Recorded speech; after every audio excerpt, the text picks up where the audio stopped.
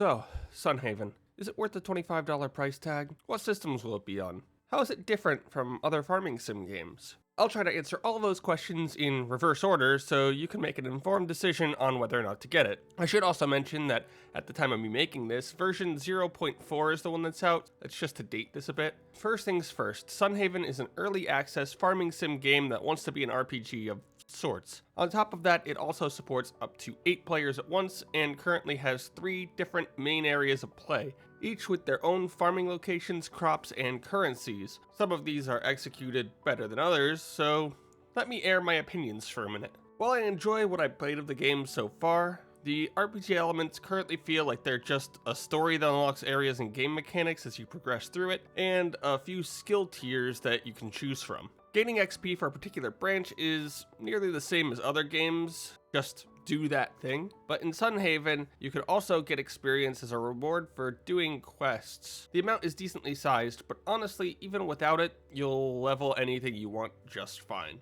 The 3 distinct areas of the game are based around its mystical premise, with the starting village of Sunhaven being a human town of sorts, and it behaves as you would expect one to. The second location I unlocked was an elven village hidden deep within the woods, which uses a form of spirit essence as a currency instead of gold, and their people have an obsession with understanding perspectives while also being surprisingly xenophobic at times. I'm probably reading too far into that though. The alternate farm and house here are fairly nice and are plenty worth it. The third area was a demon metropolis with a monarch, and they seem to use carnival tickets as currency. Here you get to have an apartment with a rooftop garden. Each area works independently with its own crops, fish, and enemies to fight around them, because again, RPG. And speaking of that, you'll also get some spells that you can use for fighting, farming, or just goofing around. My experience though is that they're a bit way stronger than any of the starting equipment, so take that as you may.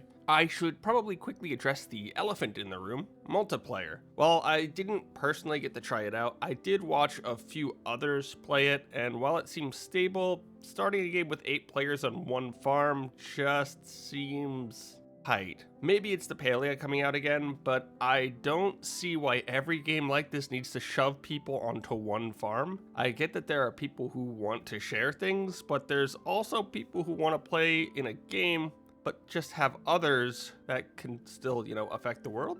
Also, the farm is just way too small for 8 players, maybe even too small if there were only 4 if they all wanted their own houses.